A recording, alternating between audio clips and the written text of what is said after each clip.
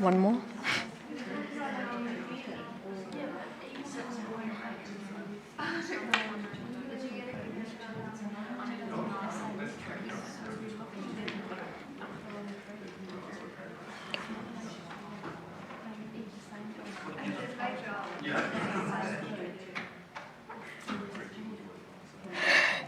Let you have a seat.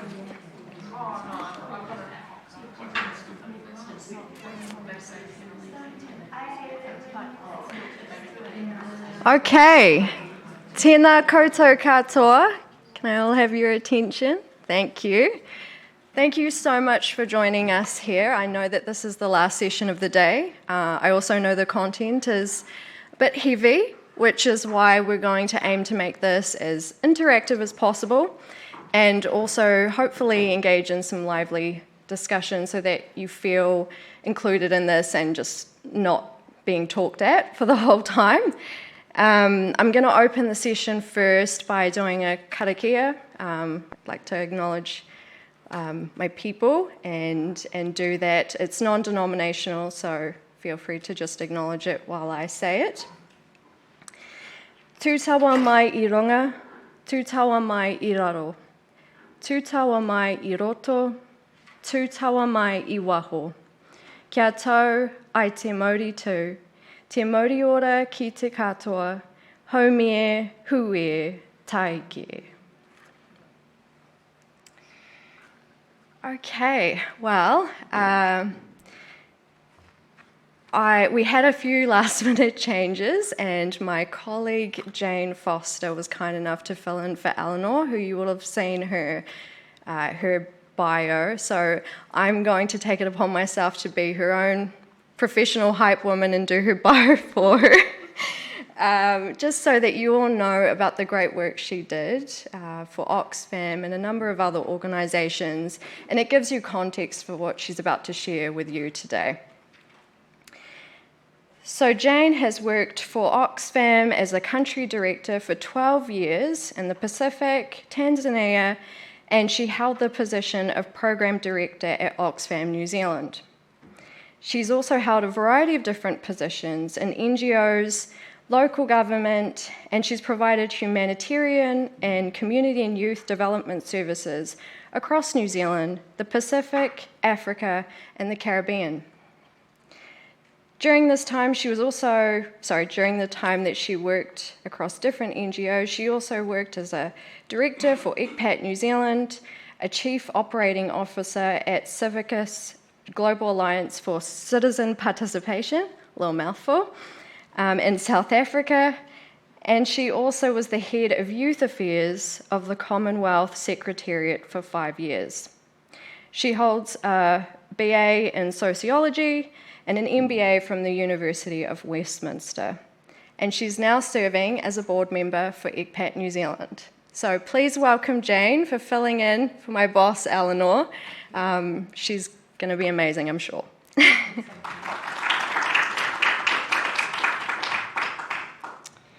Okay, now for my bit. You will have already seen in the bio that I will be using my lived experience in my presentation.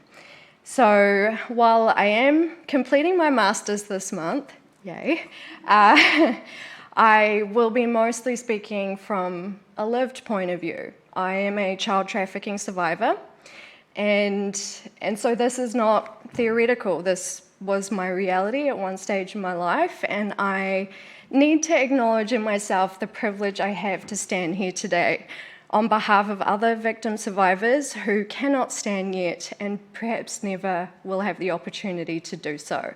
So I want to do that for them. And I will move away from that heavy note to the proceedings for today. So because of the nature of this presentation, we want to give people an opportunity to ask questions freely. And part of that is creating an environment that is safe and it's a judgment-free zone. So if you use the app to ask a question, your name will not be read if you don't want it read. And you can also, if you use the roaming mic, feel free to just spitball and ask anything you need to, because I don't have a problem answering any questions myself. I've done all my recovery work, so I won't be triggered, and I'm happy to help you in your work as development practitioners. So, great. Okay. The last thing I want to acknowledge is just to do the standard trigger warning. I don't know any of your backgrounds, and I don't want to put you in situations that might make you feel uncomfortable. So if any of the content is too much, please feel free to step outside. I won't take offense, or, come and signal to me if you're uncomfortable. I manage my own triggers really well. I'm sure I can help you out in the moment. So, yeah, I'm not a clinician though, I'm prefacing that by saying that I'm not one, but I can help you if you need it. All right, so Jane is going to kick us off and cover the aims for the session and then the icebreaker, and then it will be back to me. I'll leave that with you. Kia ora, Santici. Kia ora, thank you. Okay, we're going to do this in a couple of parts, okay? So we're going to give you a little bit of information about understanding sexual exploitation and the trafficking context in Aotearoa and the Pacific. It may be something that you're unfamiliar with, but we will kind of touch on it. We'll talk a little bit about the impact of COVID, and we'll explore some of the issues around economic and social determinants that create vulnerability and elevate risk, and we'll also look at some of the practical and ethical considerations about working with victim survivors. Yeah? But I'm aware that this is not about our research, okay? We do not have PhDs, yeah? We're not working on PhDs. We're going to present some work that's already been done by ECPAT New Zealand. We're going to present some work that's been done by ECPAT International in the Pacific, and we're going to draw on lived experience.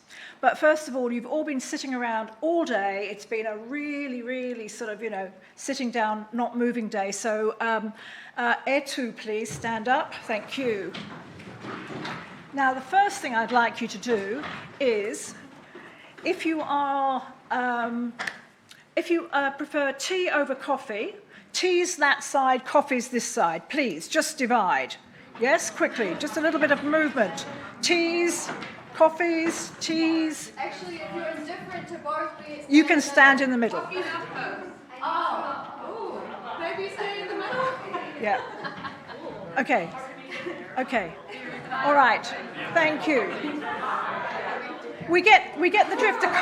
The coffees are actually in a minority. Is that because of the quality of the coffee here? Okay. Okay, and here we've got the ambi drinkers, the people who can drink either or, okay? And those are the committed tea drinkers. Fantastic. All right. Christmas Day or New Year's Day? Which is your favourite? Christmas, New Year?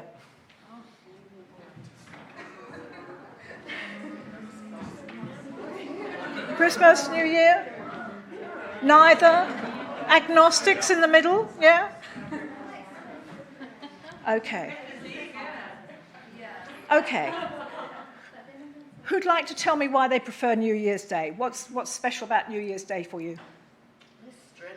Less stress. Yeah, absolutely. And a Christmas Day person, why is it special? It's Christmas. Okay. All right, okay. A couple more serious questions now. Who thinks that there is child trafficking here in Aotearoa? Yes? No?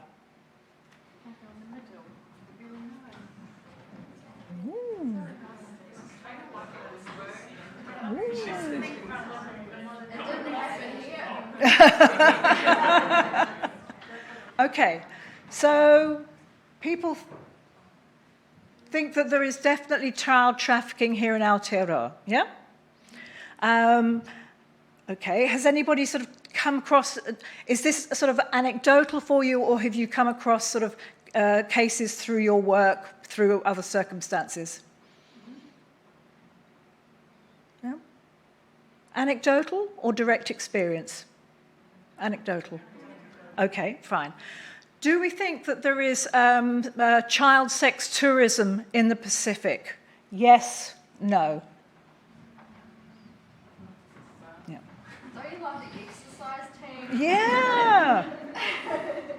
Okay. Well, that's okay. I think that's great because this tells us that our audience is informed. Absolutely. Yeah. Has anybody actually ever sort of been, if any of your agencies or through your work, ever come across situations in the Pacific? Yeah? Well, kind of informally, in PNG, when I was living and working there wasn't so much, I didn't really see trafficking per se, but there were known pedophiles in the community who were accepted. It was tolerated. Okay, all right. That's, okay, thank you. Yeah. Thanks for sharing that one. Okay, please return to your seats. I know the exercise break was brief. Okay.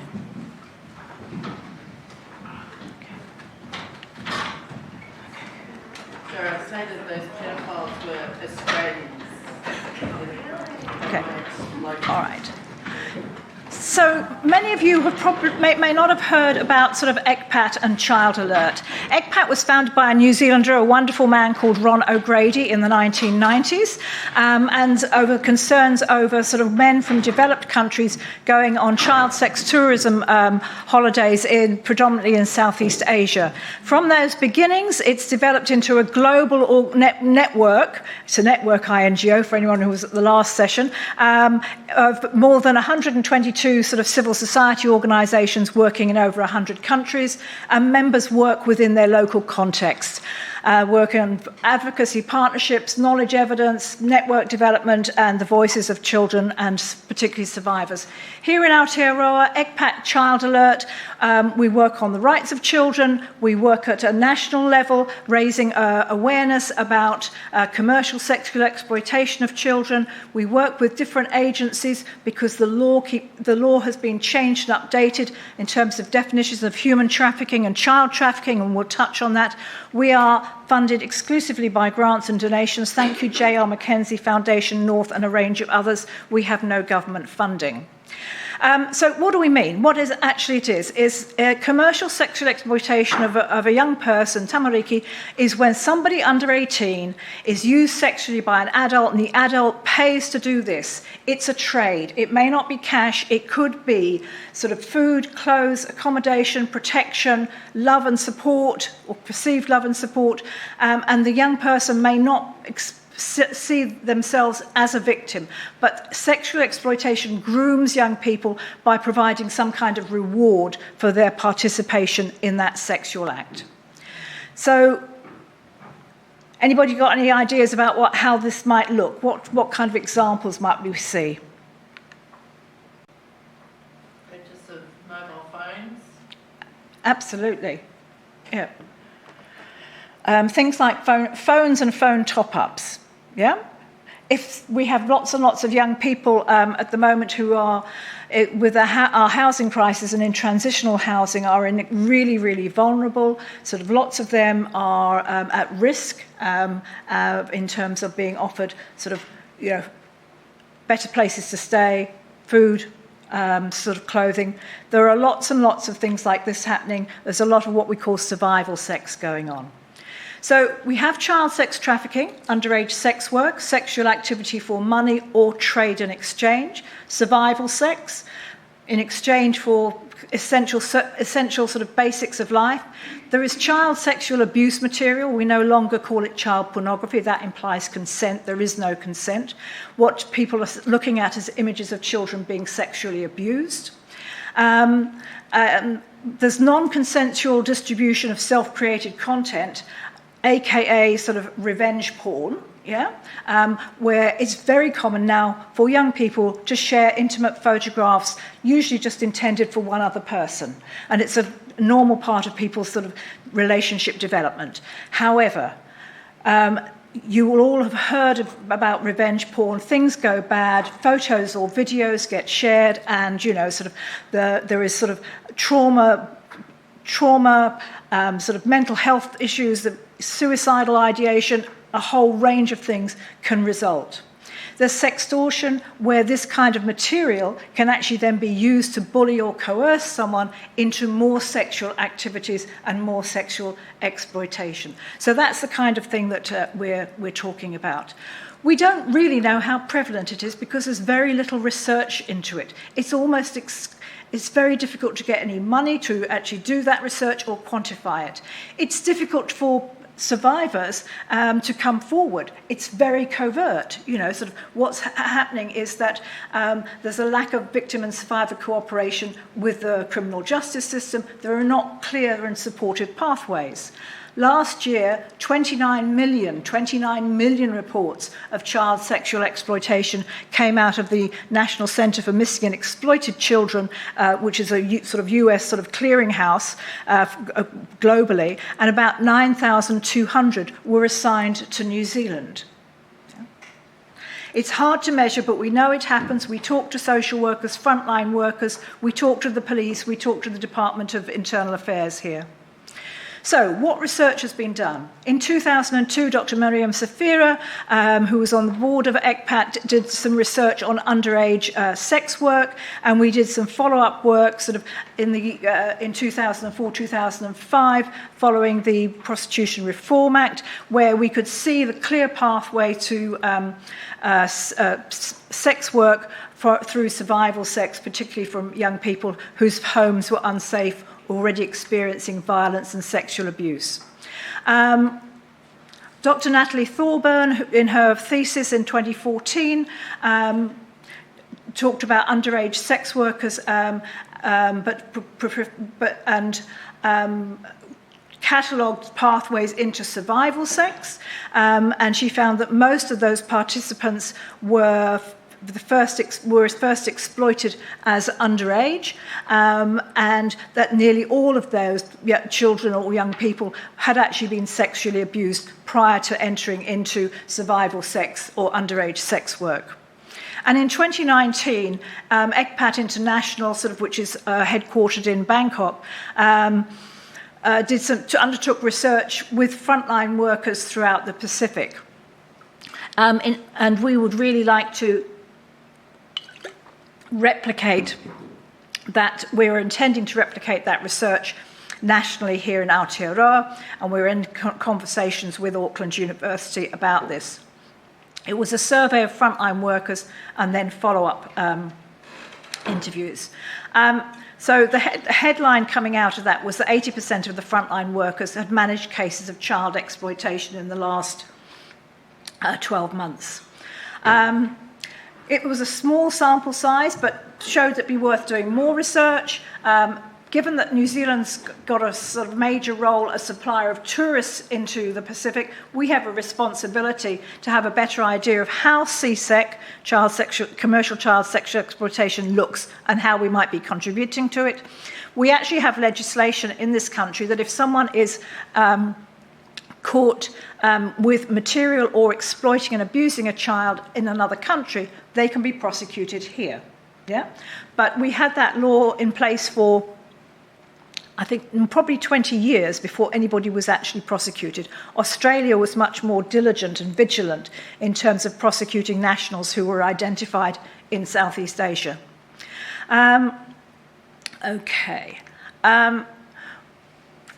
In the research from ECPAT International, well, these are some of the sort of multiple factors that sort of influenced offending, particularly stigma about being a victim of exploitation, and strong cultural taboos around sort of any discussion about sex and fear of being judged and ostracized, and a real sort of cultural sort of prohibitions about sort of children's ability to speak out and report offending against them.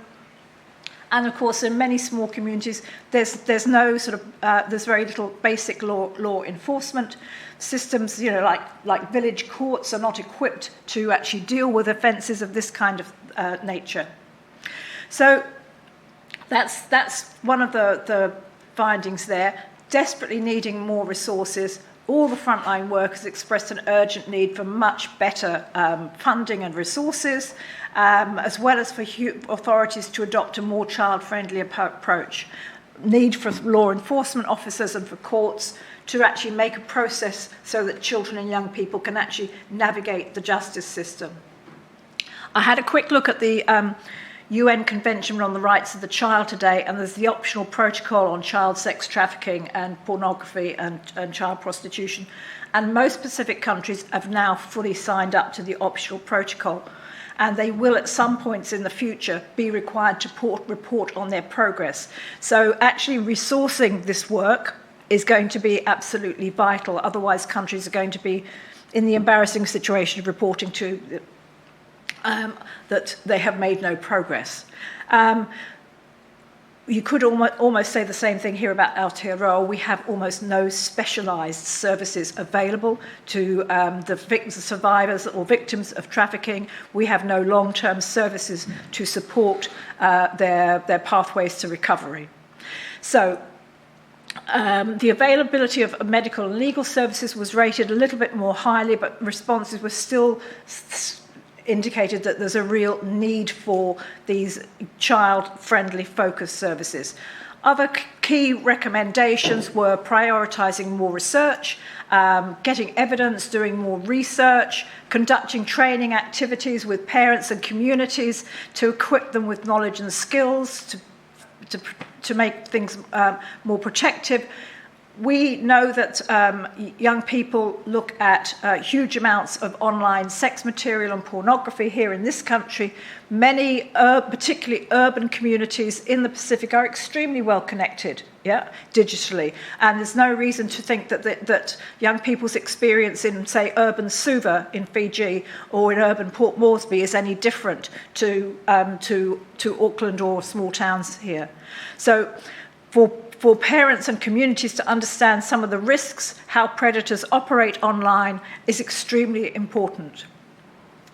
There needs to be challenge around the culture of silence and taboos around sex to facilitate reporting and help seeking, particularly in tight-knit communities, and faith and other community leaders really need to be engaged, as they can really sort of be strong advocates for getting that those conversations going.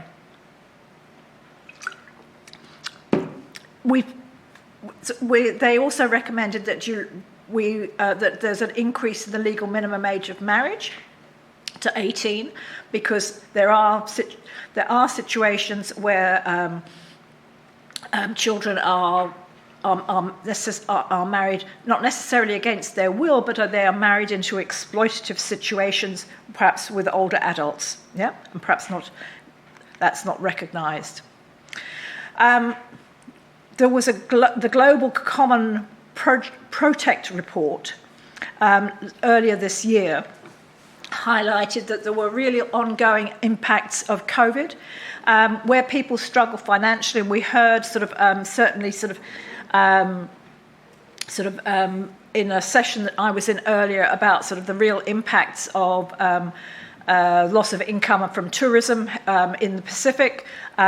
Many people struggle. They're much more vulnerable to being targeted and befriended by abusers who groom young people and groom their families over extended periods of time.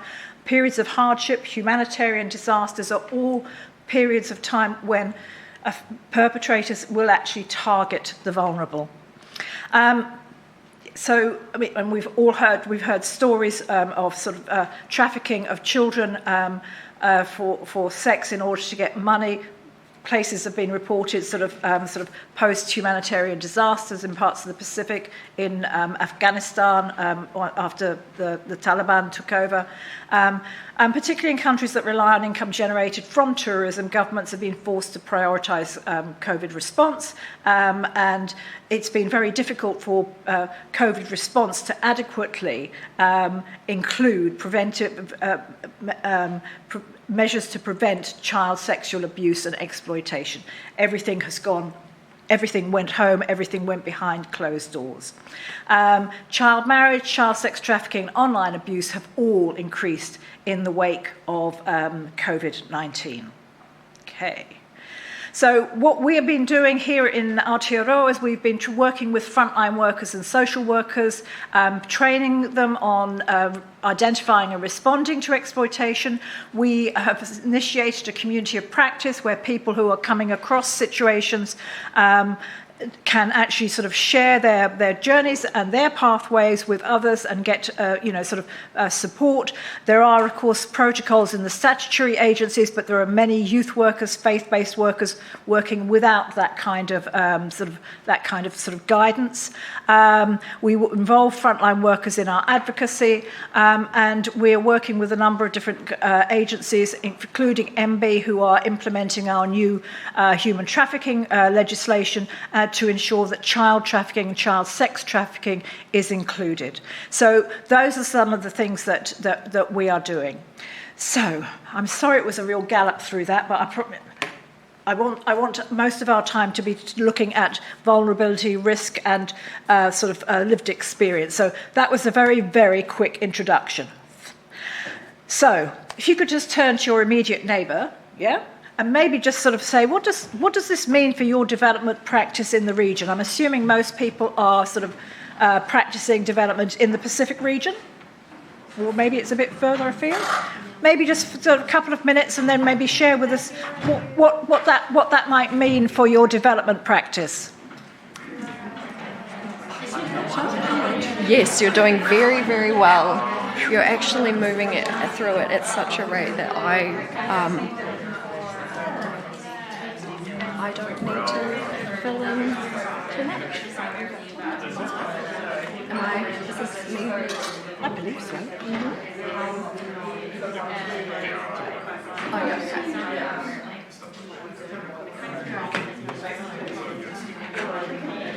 Oh, do you want to just finish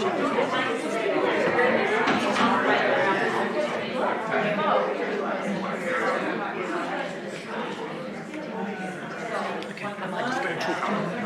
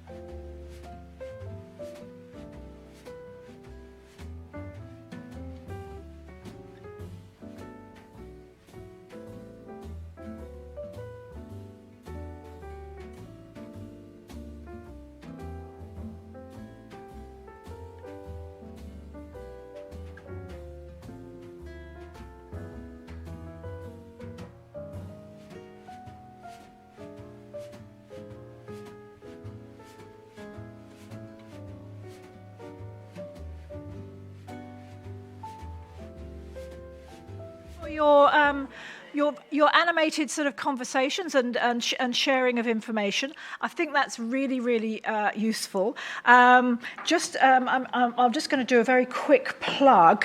Sort of one of the things that ECPAT Child Alert does is we train your teams. So if anybody wants to talk to us about training and influencing their development practice in the future, get in touch with us. I'm now going to hand over to Sinteche for the second part of this presentation. So it's all yours. Thank you. Okay, well, before I move on to vulnerability and victimization, it occurred to me, based off of this conversation over here with these lovely ladies, that maybe everyone doesn't have the level of knowledge about what constitutes trafficking, and I should just take a step back and give you a bit more context. So, first of all, let me just ask the other side, because I know this side. Who knows the difference between international trafficking and domestic trafficking? Okay, good thing I did this.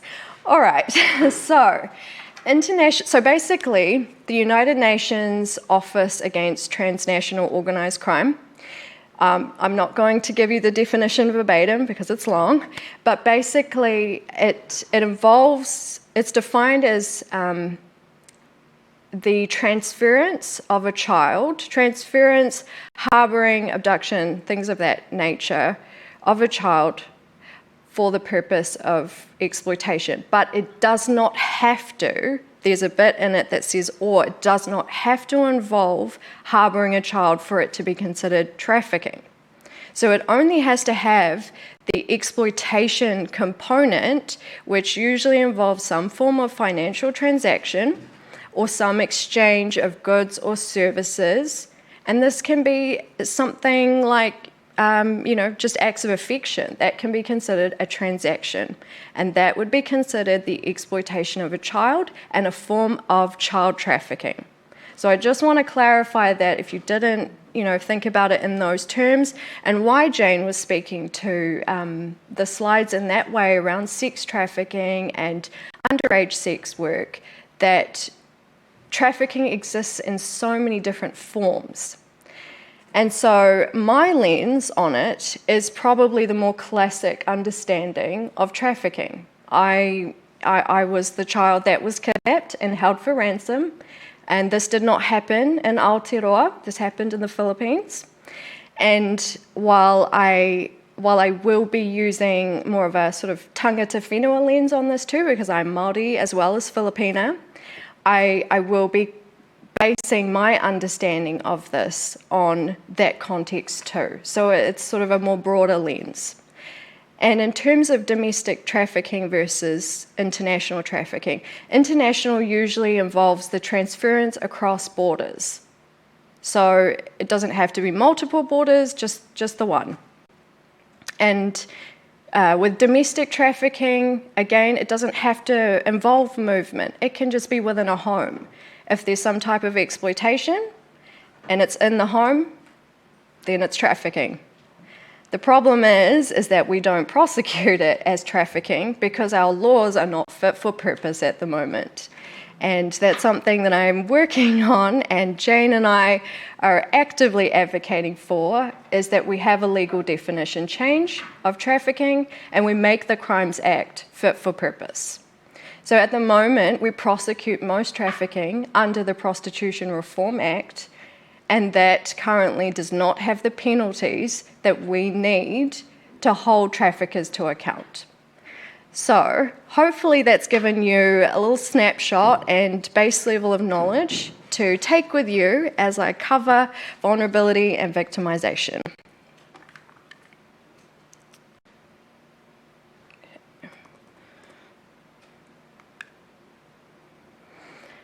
Okay, so I'm going to talk about vulnerability in terms of a cumulative effect. And the reason why I'm going to do this is because I don't know why they did this, but I don't agree with the term risk factors. And I know that that's contentious in many academic circles, but it does not grasp the magnitude of having to live through these experiences. It just doesn't. If you talk about it in terms of risk factors, for me, I think about it like this. If you take one factor out, suddenly that somehow reduces risk, like they're just little bits that all sit together, and somehow by dramatically improving one circumstance that it's going to make it better. But it doesn't work like that.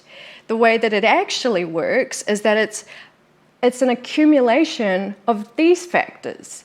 It's the compounded effect of the seen and unseen. So you've got colonization that might sit under the surface, but then you've got intergenerational trauma that might not be related to colonization. You've got cycles of abuse and neglect, and then maybe you're dealing with absolute poverty or just even periods of resource scarcity. You don't have to be poor your whole childhood. You could just have a period of time where this is a critical point, a critical turning point in your childhood. And then if you couple that with mental and physical unwellness, all of this together moves a child, moves a family, moves a person into survival mode. And when you move into survival mode, you stop thinking about the future, and it actually, the way that I look at it, there was a doctor that studied hope, and he said that hope is about your relationship to the future. And when you're in survival mode, you don't think about the future. You're thinking about getting your immediate needs met. And if you're thinking like that, you become vulnerable.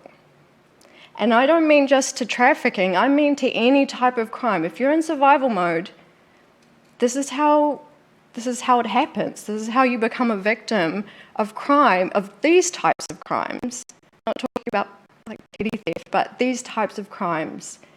And that's what I want to communicate, is that it's that compounded weight of these factors, these conditions, these circumstances that put you in a position of becoming a victim. And I don't say that to victim blame and put that on the person or the child. I say that to communicate that that's what maneuvers you into that position in life.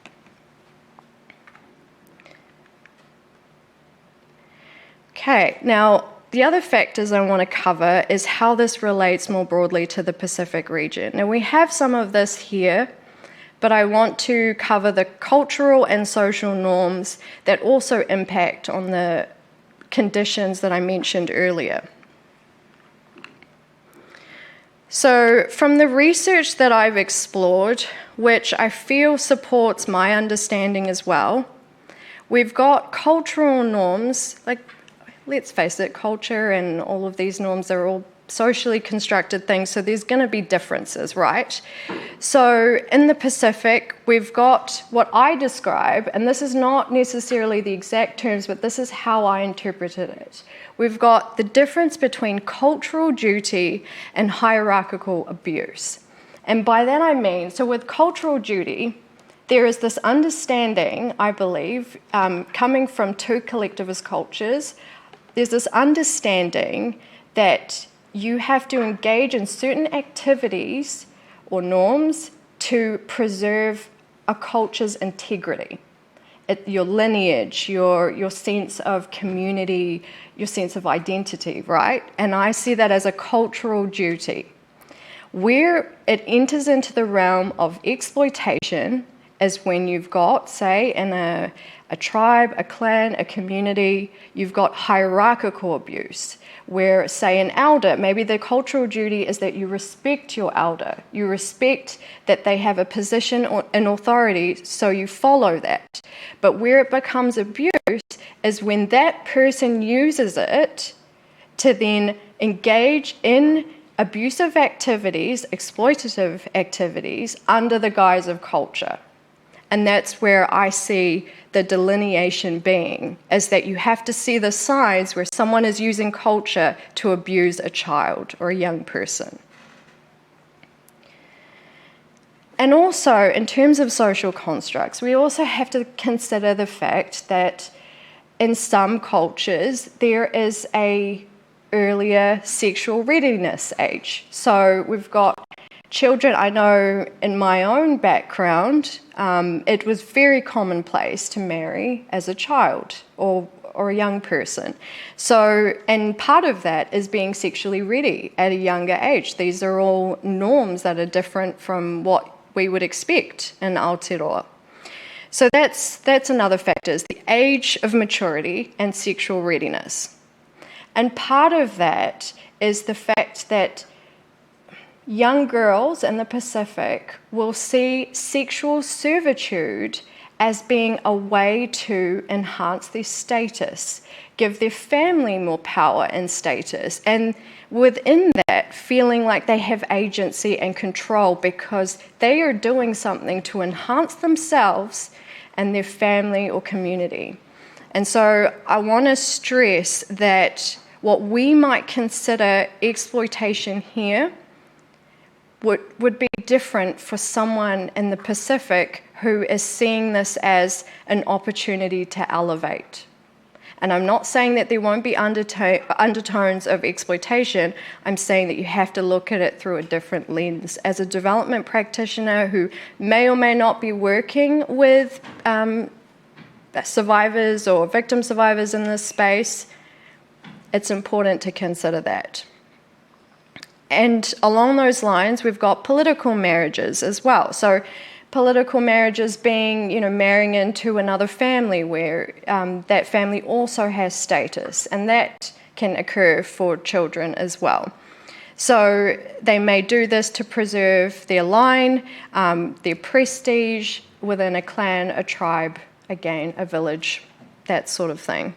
So it's important to kind of apply that lens to the situation and not impose your beliefs based off of what you know here as well. It's just combining all of those ideas and figuring out whether this is actually exploitation.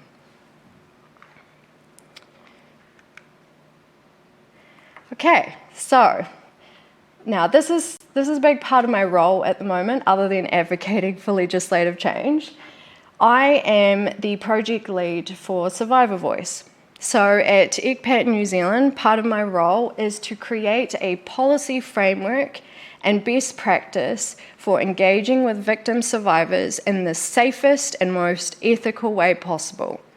And I don't have all the answers, I am just one survivor, but my lens is to do it in a way that makes them feel empowered to support our work, and if they're not supporting our work, just going out and making a difference themselves. So that's the ethos, that's the idea behind Survivor Voice. And part of that is I've broken it up into different policies and different guidance documents for the organisation so that they can understand, so that my colleagues and people who are working with our organisation can understand how to best work with survivors when they aim to tell their story. So hence the reason why I've got ethical storytelling up there. These are the main points. This is a summary of what I've written. I have a very long document, so this is just a summary of the things that I think are relevant for you. The first being, and this is blunt, but I'm going to say it anyway, respect that the story is not yours to represent. If you are a researcher, and I say this for myself too, working with other survivors, if you are a researcher, you are sharing a case study, you're sharing on a story that is not your own, respect the weight of that. Because in an ideal situation, they should have the environment to advocate for themselves and tell their own story. But for whatever reason, they cannot do so in this current situation, and a lot of the time, case studies are being shared not necessarily without the victim's permission, but in a way that does not do justice to them and, in my opinion, is often inauthentic. So I think that that's a really important point to stress, that the story is not yours. If you're a researcher, try and do your best to help them advocate for themselves.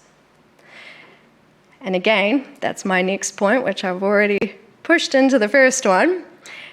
The third one is approach the situation with cultural humility. And I heard this phrase and I really liked it actually. It's this idea that before you do anything, before you meet with someone, before you interview someone, you stop and you reflect on your own cultural bias. What am I showing up with when I meet someone? What am I doing that may subtly impact on the way that they decide to share their story? And is it white supremacy? Is it colonization? Is it colonial ideals? Are those things a factor in the way that you show up with that person? Just stop and consider. And then the last part of ethical storytelling is actually making the informed consent process iterative. And I say that because I know in myself, based off the fact that I've done my work, I think, that there is going to come a time where I probably don't want to be the child trafficking survivor, and I don't want to be associated with it. I'm sure when I'm like 60 or something, I don't want to be known as that. And I want the option of going back to people that have interviewed me and saying, I really don't want this out there anymore. And you need to leave the lines of communication open to allow them to do that. And allow them to contribute to the discussion around how it's being used as well. Like, maybe they don't know the full extent or the potential long-term effects of sharing the story. So I just want to emphasize that as well. And now some practical guidance, and this is the last of my talking at you because we're going to have a fuller discussion about this. I want to give you some practical guidance if you were going to work with victim survivors. Can I just get a show of hands? Has anyone undertaken research or done any work with victims or victim survivors of sexual violence or trafficking or anything that might intersect with this work? Okay. Then hopefully this will be helpful. Right, so something that I've created for ECPAT, it's still being approved by the board, wink, wink, Jane, please help us out, is a harms and benefits assessment. And basically, it's a very simple questionnaire where you assign like a numbering system to gauge, and I say gauge, not accurately determine, but gauge whether this is going to be more harmful to the victim to share and be a part of our work. So in this questionnaire, it covers things like what are the economic implications, even for the victim? Will they have to travel to have their interview? Do you need to reimburse costs? Are they seeing a clinician, or do they have some kind of support system in place for their recovery? If they don't, is this the right stage to be undertaking an interview or a meeting with a victim survivor? Because the reality is the recovery process for this is so hard, and I can't even quantify how hard it is to recover from this. It is like knock down, drag you out hard. So if they are not ready, doing a harms and benefits assessment is important. And so there are a number of things. Are there social factors? Will they be ostracized if they tell a story? All of these things, like you have to weigh them all up. And is it worth it? And talk to them about it. Did they feel it's worth it? Because this is just a questionnaire. And you can do that in any way you like as long as you do it. And then in terms of the actual interview or meeting, make sure that it's survivor-led. So not everyone can communicate their needs, I acknowledge that. But if they want to have a fun or support person, if they want someone there, if they actually if food helps them to feel more comfortable, what are the sort of cultural considerations? Give them the opportunity to lead that. And the reason why, lead and control that. The reason why I say that is when you get trafficked, all power and control in that moment is taken from you. You have no choice in the matter, you just have to go with it and hope that you survive it. And that experience of telling your story, controlling that narrative, can be deeply restorative. It really can. If you can control just the simple act of retelling your story, it's so deeply healing. And I just want to emphasize what you can do for that person by giving them control back.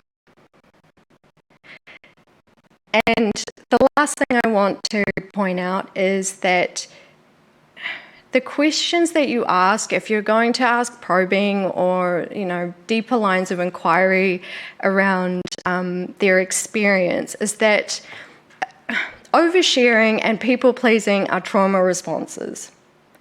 We just do it naturally because it's just a thing that happens, and So if you ask us questions, we will likely answer them, even if we don't want to, because it's just an instinctive need to overshare, to give more details. And that might make your research or your work richer, but consider why they're doing it. Are they doing it because they really know the implications, or are they doing it because it's a trauma response? So I feel like those are some really heavy tips for working with survivors, but I figure if you showed up here at this time, then you kind of knew what you were getting yourself in for. But I don't want to leave off on that, because that's not what I'm about. So the way that I would like to carry us out through the last of our session is I'd like for us to talk about this stuff, and openly too. Like I said, it's a judgment-free space.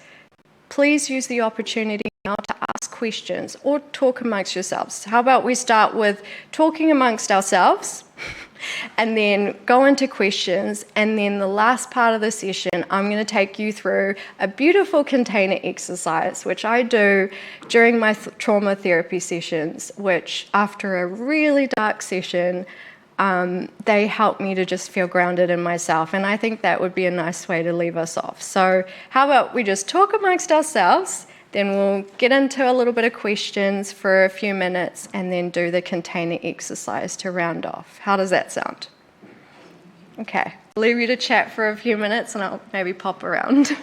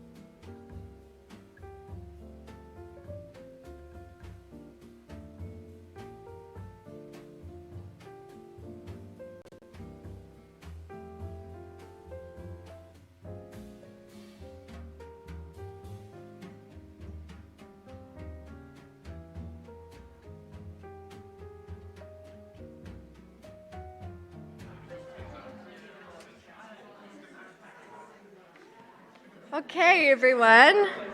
Oh.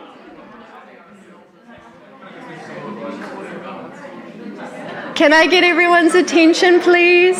I know you're engaging in great conversations, which I love. I'm just conscious of the time, and if anyone is attending the networking afterwards, I want to allow enough time to do the container exercise so you're all feeling relaxed in yourselves, and you can move into that event knowing that you're not carrying all this vicarious trauma from me. So, yeah, that's the plan anyway. But before we move into that, does anyone have any questions to ask either myself or Jane? Remember, safe space.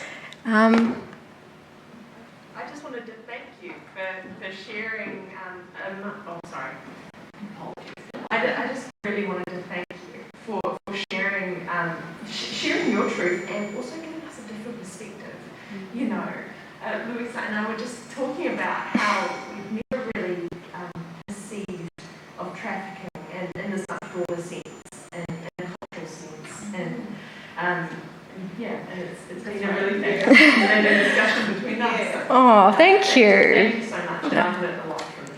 Oh, I appreciate that. Thank you so much. Could I say something? Oh, sure. Like coming from a perspective where culture is really strong and specific, and just having this thought come into place, like it just broadened my thoughts again, how I can address when certain situations like this happen, particularly when coming from, just to introduce, I'm a lecturer in the School of Education in Papua New Guinea, and just how to address, how you as a teacher can address a situation where a child is like this, with this cultural norm that is really strong. And some of the things that you pointed out, that really broadened my perspective, both of us. Yeah, Thank you. Honestly, that really means a lot. Thank you. Other than like lovely comments, does anyone have actual questions? Or have I covered most things? Yeah? All right, shall we do the container exercise then, just to wrap up? All right. So, stay near the microphone. With the container exercise, so the way it works is it's very much what you believe to be a safe container or vessel to hold everything you just heard, everything that's not yours to hold, because my stuff is not yours to hold, and I want to make sure that you can put that somewhere else and go on with your day. So with the container exercise, some people like to use an actual safe, like a vault, and put everything, imagine it and put it all inside. Me, on the other hand, I have a big growth mindset. So my little vessel is a seed. I pick a seed, I put everything I just thought of, all of my pain, somebody else's shame for what they did to me, I put that into the seed, and I imagine planting it, and I imagine what could grow from it. And so you can choose something non-organic, you can choose something organic. It's entirely up to you. But what I'm going to get you to do is close your eyes now. And I want you to imagine that container or that vessel, whatever fits you, it's yours. And when you have that in your mind's eye, I want you to imagine pouring everything you heard, all of the hard stuff you heard today, even if it wasn't from my session, if it was from something you heard earlier, pour it all into your container or your vessel. Now, if you've chosen something non-organic, you make sure that you lock that up tight. Either shut the door, lock it, and throw away the key, whatever it is. Just make sure it's sealed up tight. And if you have chosen something organic, then just make sure that it's contained really well.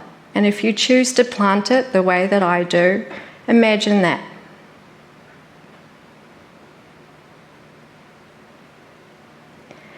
And when you've done this, I want you to take a big, deep breath in.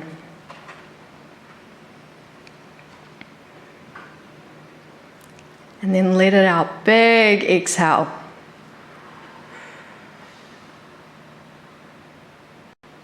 And only when you feel that all of these thoughts, all of the vicarious trauma is locked away inside, only then should you return to the room and open your eyes.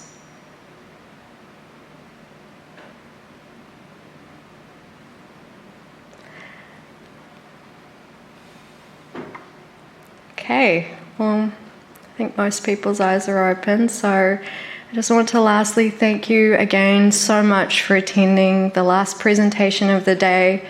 Whatever you have on after this, whether you go on to the networking or just go home to your family and friends, I wish you all the best. And if I don't see you again after this, I hope that what I shared with you today somehow helps you in your development practice. And yeah, do let me know. Keep in touch. I'm very much a LinkedIn person if you ever need anything. So yeah, that's my final thoughts.